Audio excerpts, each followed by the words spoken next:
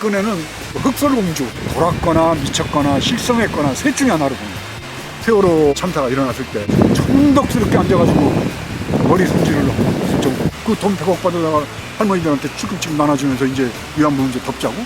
중국의 전승 70주년 행사 참석하는 걸 보면서 그러고 나서 얼마나 있다가 사드 들여온 거 아니에요. 어떻게 가는 데마다 변기를 뜯고 새변기를 갖다 놓느냐 말이에요. 이 정도면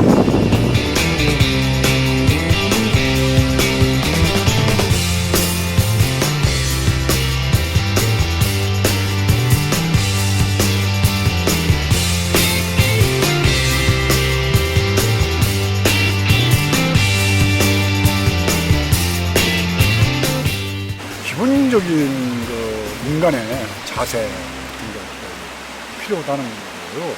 그래서 거대 담론보다는 그냥 일상적인 삶 속에서의 원칙이나 우리가 지켜야지 될 도리 같은 것만 지켜도 나라가 이렇게는 안 되거든요. 그러니까 첫 번째는 거짓말 안 해야지 돼요. 특히 정치 지도자 거짓말은 국민들한테 신뢰를 못 받으면 그러다가 결국은 나라가 제대로 운영이 되느냐. 근데 지금은 거짓말 거의 일상화가 돼버렸거든요. 그리고 거짓말하고 난 다음에 부끄러워하지 않는단 말이에요. 들켰는데 거짓말한 게 다 들켰어요. 이제. 박근혜 같은 경우는 보면은 뭐 대법원 사용 자체가 이게 대통령이 쓰었어요. 조직폭력배나 그 사기꾼 같은 그런 사람들이 쓰는 거를 써놓고도 그런 게 없이 성명스럽게 뭐 시간이 걸리겠지만 진실은 밝혀지겠다라고 얘기를 하는데 본인이 거짓말하고 저지른 범죄 행위의 진실이 밝혀진다는 얘기라고 난 알고 싶어요. 그러니까 어린애들 손편말에 이게 나라냐 진짜 가슴 아픈 얘기. 이게 나라냐. 촛불 그 소리가 난 귀에 쟁쟁하게 울려요. 이게 나라냐.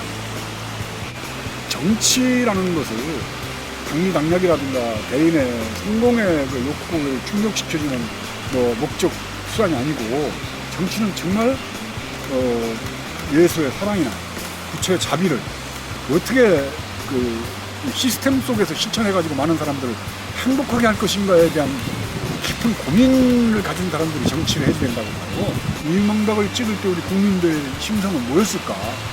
나는 국민들 속에 이명박 박근혜가 다 들어앉아 있는 거예요.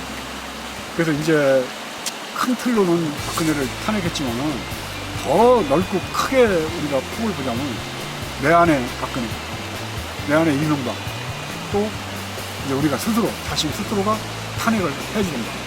그래서 저 같은 경우는 영진이라는 인간 속에 내재되어 있는 그런 이제 이명박 박근혜는 없을까 살피고 또 살펴서 정말 개인 스스로가 맑아지고 깨끗해질 때 사회 전체도 같이 갈 수 있습니다. 그런 움직임이나 그런 운동이 이제 벌어질 때가 안 됐나 하는 그런 생각이 많이 들어요. 박정희 대통령은 더 비극적으로 18년 독재 끝에 자기의 신복이었던 그한테 총 맞아서 죽었단 말이에요. 그럼 노태우, 전두환도 다 군사 쿠데타를 일으켜가지고 권력을 잡았지만 결국 감옥을 갔단 말이죠. 그러면은 이런 전례를 봐서라도 박근혜 같은 경우는 정말 올바른 그런 정치를 했어야 되는데 이거는 국가를 사적인 용도로 사용을 한 거죠. 청와 소굴이 됐거든요. 그래가지고 사적으로 뭐 보안 손님이라고 해가지고 뭐 독일의 말장사 뭐 아니면 무면허 의료업자까지 다 출입하도록 하면서 국격을 완전히 원시하지 미개한 나라로 만들어 놓은 거죠. 국가적으로 봤을 때 나는 뭐 경제적 손실도 크지만은 대한민국이 그 대통령 이명박 박근혜를 뽑음으로써 세계적으로 이렇게 우스꽝스러운 나라가 된 거에 대해서 어떻게 회복할지 참 큰 걱정스러운 거죠. 다행스럽게도 그 촛불이 그래도 1600만이라고 불리는 거대한 그 촛불의 물결이 이렇게 130일을 넘도록 흘러가면서 조그만 사고도 없었고 폭력적인 형태도 없이 해가지고 세계가 깜짝 놀라게 만들었다는 거예요. 정치 지도자는 전부 저질인데 국민들이 그나마 그래도 대한민국의 품격을 만큼 높여놓은 거에 대해서 천만 다행으로 생각하고 이 촛불의 정신이 직접 민주주의의 어떤 참여하는 촛불의 정신이 정치 구조 자체 속에서 어떻게 보면 더 국민이 직접 정치에 참여할 수 있을까 하는 그런 문제로 개헌 방향이 움직여지는 대통령을 뭐 무슨 뭐 4년 뭐 주민제로 할 거냐 마냐 이런 별로 중요하지 않습니다. 다음 대통령은 5년을 하든지 뭘 하든지 간에 대통령 임기 중에 어떻게 하면 국민들이 더 직접 그 정치 지도자를 뽑거나 아니면 뭐 검찰총장을 직접 선출한다든가 뭐 이런 식으로 해가지고 조금만 잘못해서 국민을 소환할 수 있게 만들고 하면서 직접 참여할 수 있도록 하는 계기가 됐으면 좋겠다. 그런 쪽으로 개헌이 이어져야 된다고. 근데 대통령이 퇴임하고 나면 뭘 할 거냐, 어떻게 지낼 거냐 그러는데 나는 박근혜라는 사람이 그동안에 가려져 있어서 전혀 평가가 안 된 상태에서 대통령이 됐어요. 그러니까 원칙을 중요하게 생각하고 또 거짓말도 잘 안 할 것 같고 자기가 한 말에 대한 책임을 지고 또 전부 그런 식으로 알고 있었잖아요. 확실하게 잘 모르는 사람들. 근데 알고 보니까는 정말 원칙도 없고 지 맘대로고. 그래서 나는 몇 가지를 보면서 중국의 그 전승 70주년 행사 참석하는 걸 보면서 저건 아닌데 그렇게 미국과의 관계는 어떻게 풀라고. 아무리 뭐라 그래도 우리나라는 미국에 예속이 돼 있다고 봐야지 지금. 근데 덜 같단 말이에요. 그러면 시진핑이라는 사람이 급진 대우를 했는데 그러고 나서 얼마나 있다가 사드 들여온 거 아니에요. 그러니까 중국의 시진핑이 더 화가 난 겁니다. 꼭 우리하고 좀 같이 동등한 외교 관계를 미국과 중간에서 같이 할 줄 알았는데 와가지고 대접도 잘 해주고 했는데 사드는 사전에 무슨 예고도 없고 뭣도 없이 그냥 결국 갖다 놓은 거예요. 그러니까 중국이 아마 보복이 철저할 겁니다. 내가 보기에는 우리나라 못 견딜 정도로 보복을 해야 될 거라고. 총 들고 무슨 청나라 군대 쳐들어온 것보다 더 심한 우리한테 타격을 주는 정도의 경제 보복을 할 거라고 난 봐요. 그걸 어떻게 견디려고 저렇게 했는가도 내가 들었고. 또 하나는 위안부 문제도 그렇습니다. 필리핀에서 아세아 지도자들 모여서 회의를 할 때 아베가 한국말로 인사를 해요. 뭐 안녕하십니까 뭐 이렇게. 근데 쳐다도 안 봅니다. 싸늘하게 위안부 문제 해결 안 했다고. 근데 펄퍽 가서 돈 100억, 그 돈 100억이 돈입니까? 국민들한테 성금을 해도 그 모금이 됩니다. 우리가 후쿠시마 원전 일어났을 때 국민들이 모금해서 보낸 돈이 아마 100억이 좀 넘을 거예요. 근데 그 돈 100억 받아다가 할머니들한테 축급씩 나눠주면서 이제 위안부 문제 덮자고? 이건 말이 안 된단 말이에요. 이 두 가지를 보면서 내가 저거 정상이 아니다. 전혀 정상적인 국가 지도자면 그렇게 못합니다. 온 국민의 반대를 무릅쓰고 위안부 문제를 합의해가지고 왔단 말이에요. 안 되는 거예요.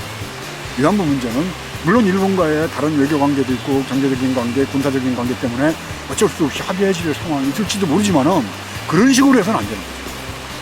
그리고 제정신인 사람이면은 어떻게 가는 데마다 변기를 뜯고 새변기를 갖다 놓느냐 말이에요.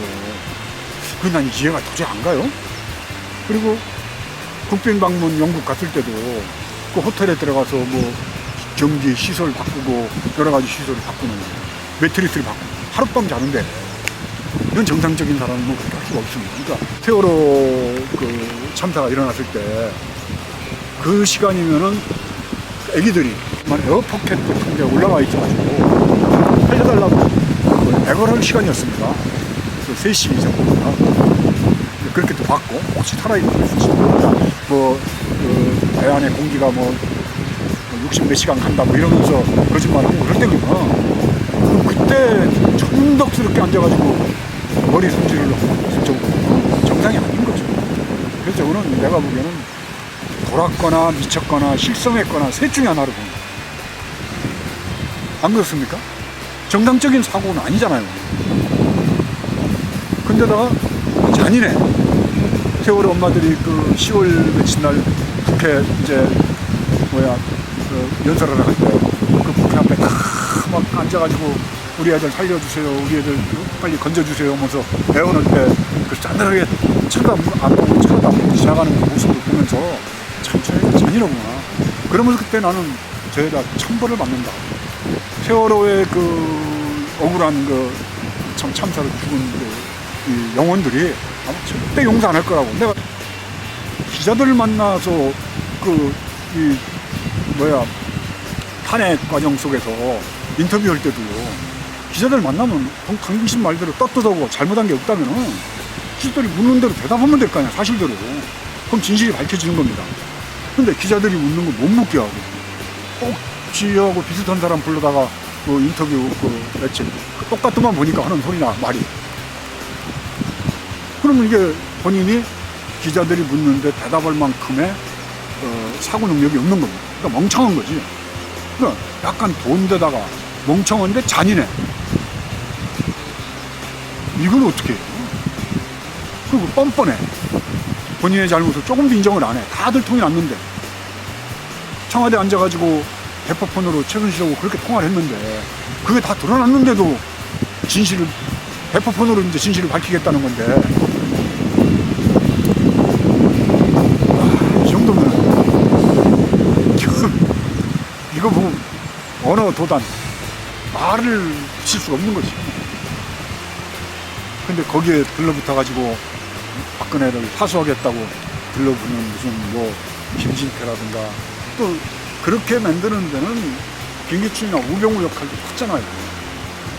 거기다 서청원, 최경환, 김진태, 조원진, 윤상현 이런 인간들이 그 박근혜 주변에 앞으로도 더 붙어있을 모양인데, 그 박근혜가 퇴임하고 그럼 삼성동에 가서 뭘 할 거냐면, 나는 그 올림머리가 벌써 들어갔다며요. 그 미용 선배에. 그러니까 머리 손질을 엄청 좋아하는가 봐요. 그러니까 거울 앞에 앉아가지고 올림머리 해놓고, 그 백설공주에 그런 얘기 나오죠. 거울아 거울아 세상에서 누가 제일 이쁘니? 그 거울이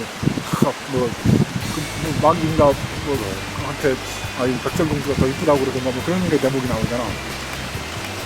그러니까 박근혜는 백설공주는 아니고 흑설공주가 8명의 그 망나니를 데리고 있는 거라고 표현하고 싶어요. 패러디를 한다면은. 네? 그래서 맨날 거울 쳐다보고 누가 더 이쁘냐 그랬다가 또 본인이 좀 덜 이쁜 것 같으면은 여기 미용 시술하는 거 있잖아요. 그리고 보톡스 맞고, 그러고 이제 편안하게 안락의자에 앉아가지고 드라마 다시 보기 누르고 앉아있으면 딱 맞을 스타일의 여자라고 난 그런 거지. 사실은 이번에 이제 박근혜 탄핵까지 이르는 그 촉구 과정 속에 언론의 역할이 얼마나 중요한가 드러났죠. 사실은 민주주의의 최고의 보루는 언론이 어떤 역할을 하냐에 달려있다고 저는 생각합니다. 왜곡된 보도를 하고 국민들에게 잘못된 정보를 전달하고 불의하고 부정한 그런 권력에 대해서 비판하지 않는 언론, 이건 언론의 기능을 상실한 거로 봅니다. 근데 한국 언론 지형들이 대체적으로 보면은 재벌들 손에 다 놀아나고 있죠. 자본주의 사회니까 혹시 돈에 의해서 움직이긴 하지만은, 그러나 삼성이나 이런 데서 광고를 해주는 조건으로 해서 기사를 좋게 써주는 경우 여러 차례 봤습니다. 그런 그 재벌이나 정치 권력에 의해서 흔들리지 않고 정론직필로서 국민들에게 올바른 정보를 전달해주고 올바른 비판을 하는 언론이 정말 필요하다는 게 뼈저리게 느껴진 게 이번 이 촉구의 더더한 흐름 속에서 다시 한번 느낀 거예요. 그래서 저는 오마이뉴스가 촛불 생중계를 하면서 많은 사람들한테 이 촛불이 갖고 있던 의미나 또 촛불에 참여하는 국민들의 그 간절했던 소망들을 영상으로 다 담아서 보내준 것들이 사실은 촛불이 이렇게 활활 타오르는데 정말 보이지 않는 큰 역할을 했다고 생각을 합니다. 그래서 이러한 그 언론이 더 굳게 제자리매김을 하기 위해서는 사실은 오마이뉴스 10만인 클럽에 국민들이 많이 참여해야지 돼요. 사실은 그냥 보고 언론 잘못한다 잘한다 비판만 하지 말고, 제대로 된 역할로는 언론이 돈이 없어서 재벌들한테 가서 돈 받아다가 광고 받아다가 언론 기자들 월급 주고 나면 재벌들 하라는 대로 합니다. 그러기 전에 온 국민이 성금을 모아서 오마이뉴스 같은 데는 정말 지원 많이 해가지고 올바른 역할을 할 수 있도록 재벌들의 돈에 휘둘리지 않고 정치 권력이 눈치 안 보고 정론직필로 글을 쓸 수 있도록 해주는데 국민들이 이제 성원할 때가 됐다고 저는 생각을 해요. 저도 오마이뉴스 10만인 클럽의 회원입니다만은 여러 사람들한테 권해가지고 몇 분 회원도 가입을 하고 했습니다. 그러니까 만약에 이 영상을 보는 분들이 계시다면은 정말 오마이뉴스 힘만인 클럽에 가입을 많이 해가지고 정론 찌푸리고 제대로 된 언론이 제대로 역할을 할 수 있도록 하는데 힘을 써서 다시는 우리가 촛불 들고 광화문 가서 추운데 벌벌 떨면서 너 물러가라 이런 거 안 하고 정말 잘한다고 박수 치는 그런 세상을 좀 만들어 보자고 말씀드리고 싶습니다.